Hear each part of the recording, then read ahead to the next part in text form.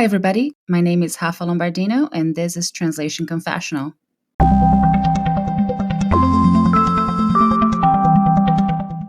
I have to say that this will be probably the first episode for Translation Confessional that will have the explicit tag, and it's really, it needs to have the explicit tag because we're talking about words. Exactly. We're talking about words that as translators, we can't really be, upset about cuss words or anything because we deal with language, we deal with terminology, and that's I think the beauty of it. Case study, the dubbed version of Deadpool. I was really looking forward to the upcoming episodes of Translation Confessional because I have a few conversations that I'm eager to share with you. Today, we'll have part 2 of an interview with Damián Santilli, audiovisual translator and translation instructor from Argentina. If you haven't listened to part 1 yet, check it out for an animated conversation on neutral Spanish and audiovisual translations, regional expressions, accents in Spanish-speaking content, and preparing the new generation for shifts in audiovisual translation demands. Now, to wrap up our conversation, you'll hear us talking about his thesis on the dubbed version of the movie Deadpool, as we go through some specific examples from his detailed case study. While we wait for his thesis to get published, visit Damián's website for more information on his work.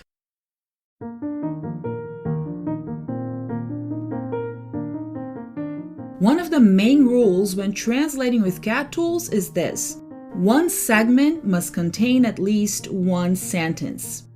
Most of the time, your CAT tool segments a document into sentences automatically. However, if the source document contains a paragraph break or a line break in the middle of a sentence, segmentation is not done correctly, and you need to spend extra time checking the context, merging the segments, and removing these invalid breaks from the final document. Luckily, you can remove invalid breaks quickly using TransTools, a suite of plugins for Microsoft Office that increases translators' productivity. The process is very easy. Before importing a Word or PowerPoint file into a CAT tool, open the file, run the Unbreaker tool, search the document for invalid breaks to double-check them, then click a button to remove them. If you want to give TransTools a try, go to this webpage, tinyurl.com/tc-transtools. I hope you like it. So thank you so much, Damián, for accepting this invitation. When I read about your work, I was really, really curious about it. I love studying stuff like that. So I really want to read, especially about Deadpool, that has such a rich language, to know everything you studied. And is it for the first or the second one that you did? The second one?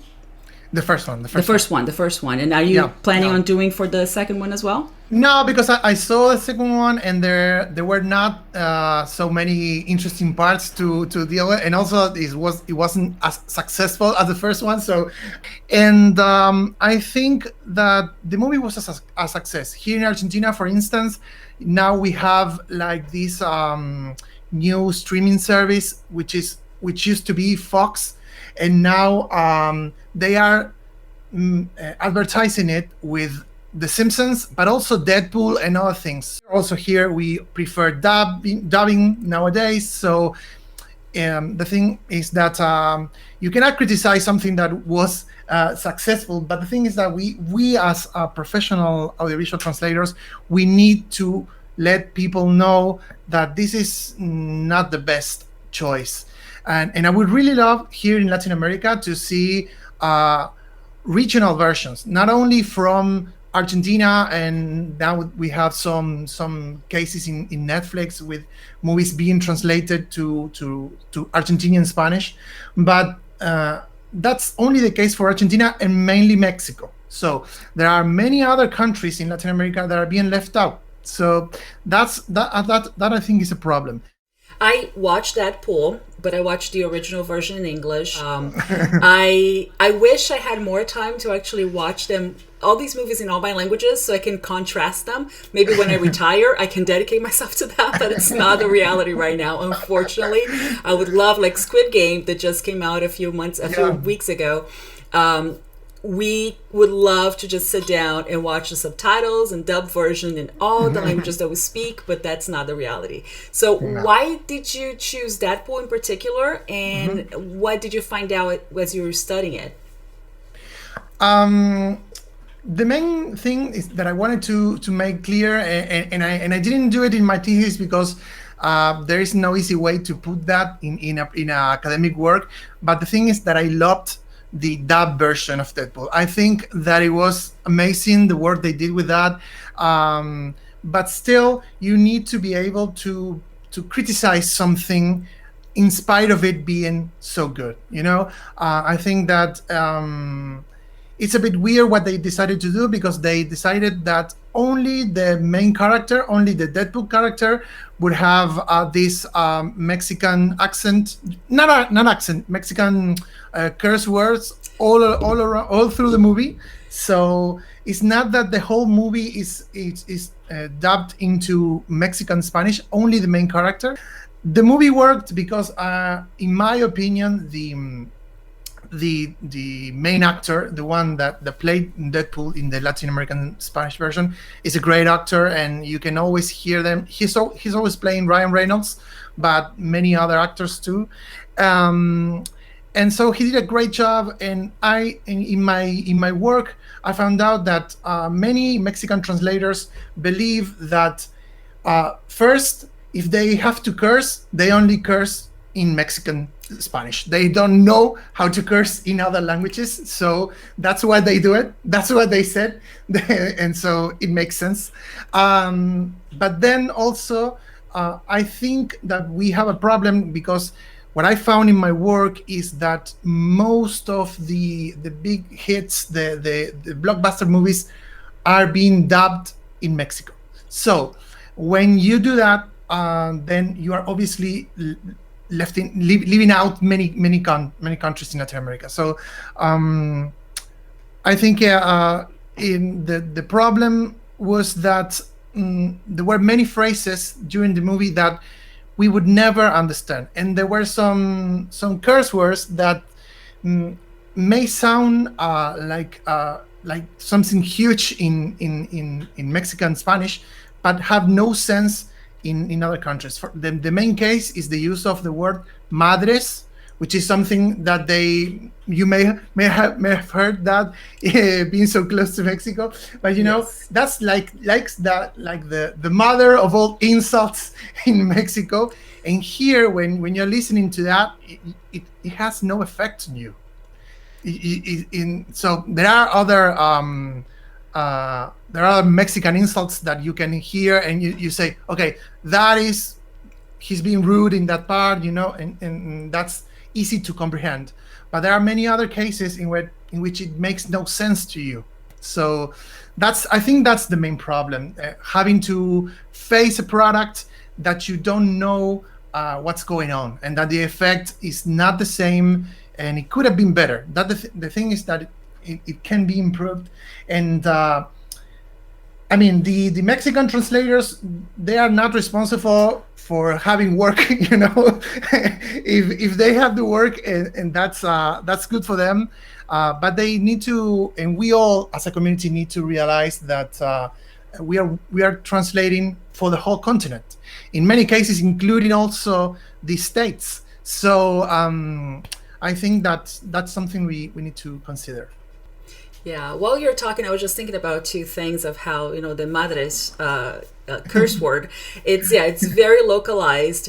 And it's funny because my Spanish is more from Spain because of my experiences studying Spanish when I was still in Brazil, which is completely crazy when you think Brazil surrounded with so many countries that speak Spanish, and I was learning, Spanish from Spain.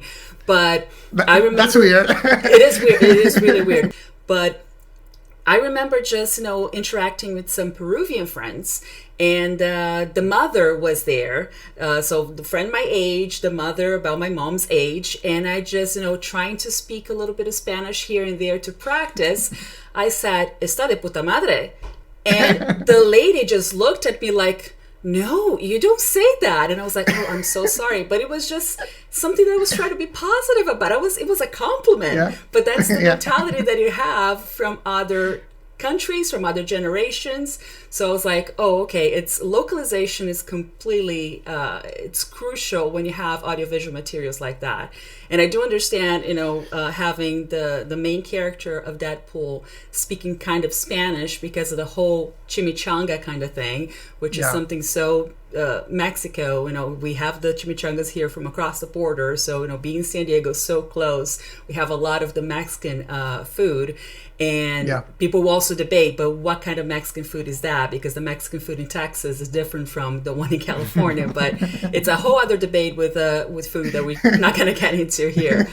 But I'm just fascinated by it because, yes, neutral Spanish is not from Mexico only. That's the big demographic that we have in some parts of the United States as far as Spanish speakers. But you have, for example, New York is a completely different deal with, Puerto Rico, Costa Rica, Guatemala, El Salvador. So it's just completely different kind of localization. And when you have something as rich as a movie and as Deadpool with the insults and in your face kind of thing, yes, the localization is very important because, like you said, the experience is completely different. What, the audience is going to receive is one way for one kind of country and another way somewhere else. So what are other examples that you remember that kind of, jumped out that people from Argentina wouldn't get it or people from Spain wouldn't get it? Okay, so the main examples are the ones with madres. I think that's the thing that made me realize that there was something wrong with the movie, and also what I wanted to get into in my thesis is that there are many cases in which they are using Mexican insults, and that those insults are not needed in that specific part, because there are many cases in which the main character says something like, I don't know, shit or God damn it, even. They are not that bad, for instance, but in those cases they were using still many strong insults. And so I during my work I selected 8 examples, so I can tell you some of those. Okay. So the main one, as I said, with madres is in one part it's at the beginning of the movie, and we're starting to get this Deadpool character, and he's flying around in a car, and you think he's going to be very worried about the whole situation and about to die or something like that. But then he says shit as if and says, "Did I leave the stove on?" That's what he says in the original one, So we with that simple phrase, we start to get to know that character, and then in the Mexican translation, I call this one during my whole work. I call this like a mixture. It's not neutral Spanish, but it's like a Mexican neutral Spanish. Okay. So it's not necessarily Mexican Spanish, because it's not that the whole movie is dubbed into Mexican, because they do that. There are many movies, the big movies, that they do a Mexican translation, and then also in Mexico they do a Latin American version. So that's something that already happens, but it is not the case of this one, because this is the version we all saw in Latin America. So in this part, in the Latin American version, you see that for the shit, the translation is madres. So when I first heard that, I had to look up madres to see what they meant with that. And then I realized, which I didn't know at the beginning, that they use that word for everything. There are many kinds of examples of insults using madres. So, well, and then he says for stove, he uses estufa, which is something that also has many different meanings in Latin America, particularly in Argentina. It has nothing to do with the one with the stove. So that's one thing.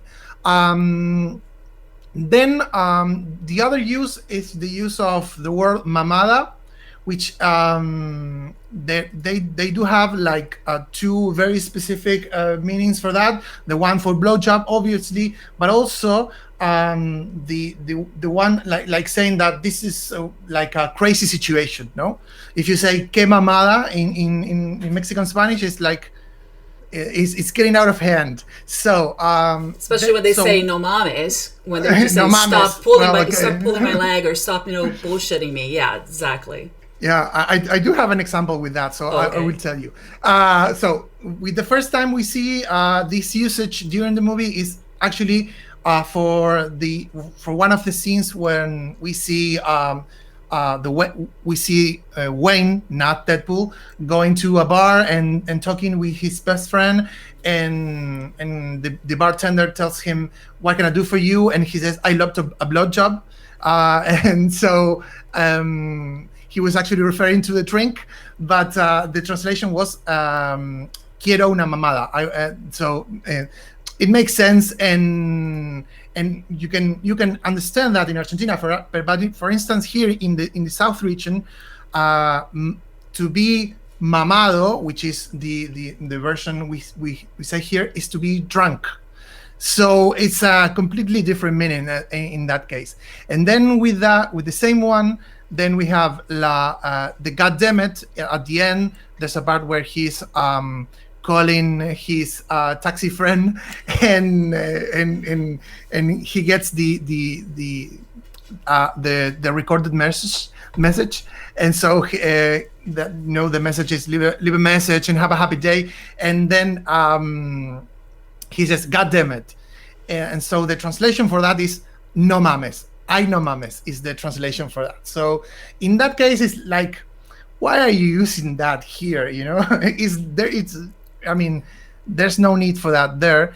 And then in that same scene, I don't know if you remember, which is it's the end fight when they're fighting with all the bosses there.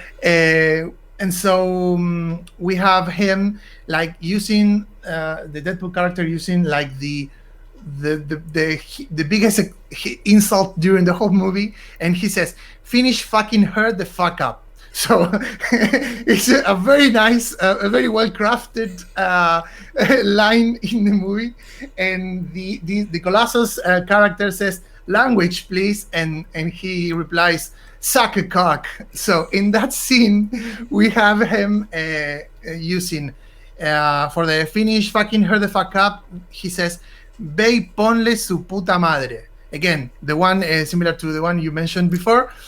Another example with madre as well, and then the Colossus character responds sin malas palabras, using there's something very interesting about this character. I will tell you right now in a few moments.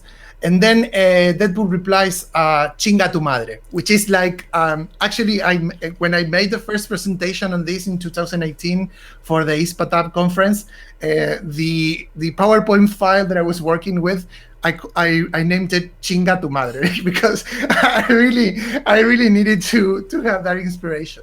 That's so so those are like, I don't know, one of a few good examples. Then if dealing with not with the insults but with other cases, there is one.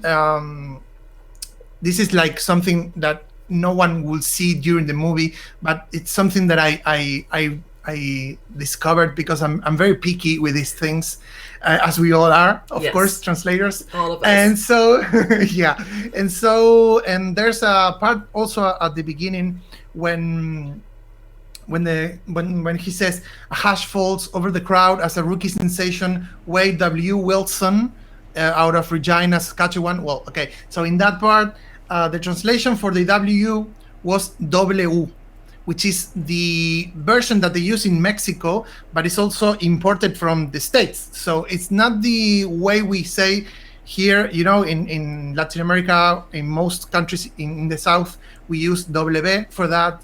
And then you have W in Spain, or BW also. But particularly in the case for that, it's like, okay, you are being a little bit lazy here. Why are you using this in your translation? And so I get it what they wanted to do with the main character, but there were many other situations in where that wasn't really necessary.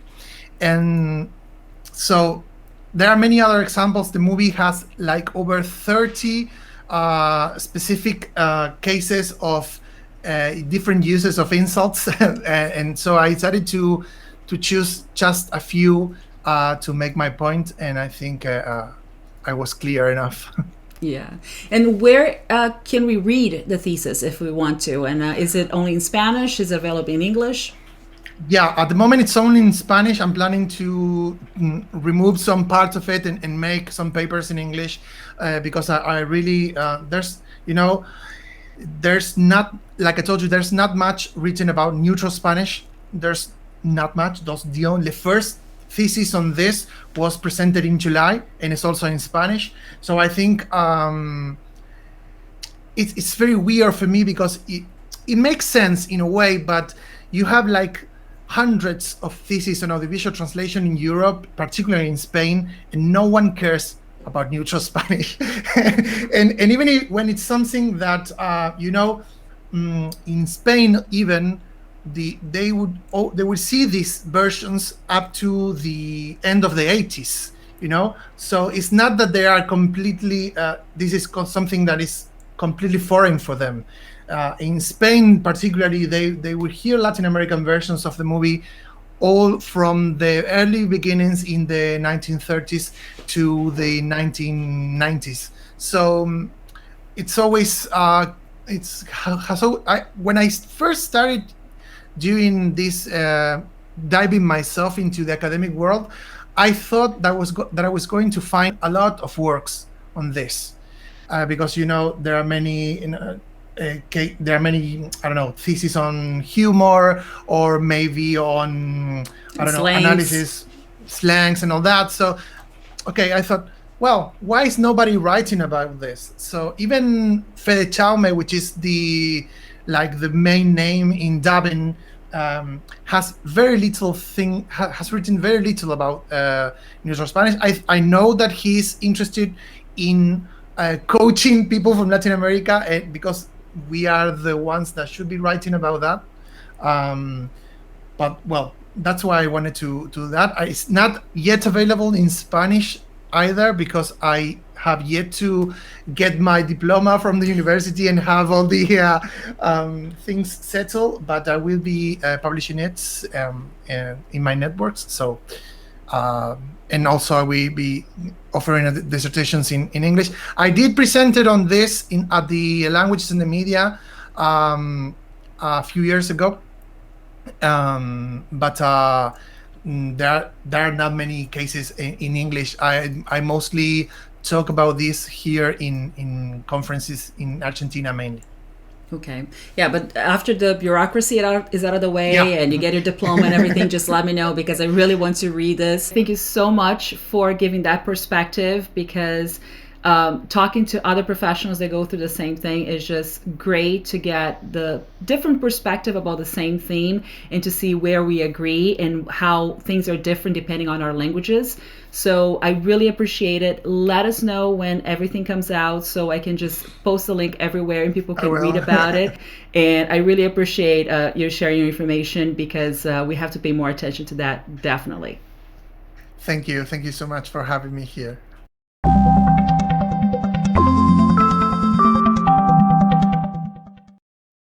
Send me an email at rlombardino@wordawareness.com, or leave a voice message on my Anchor page. If I get enough feedback and voice messages, I can go back to the subject and post a special podcast episode with everyone's opinion on this very same theme. By the way, my Anchor page is anchor.fm/translation-confessional. I look forward to hearing from you. Stay tuned for weekly episodes and subscribe to Translation Confessional through your favorite podcast app.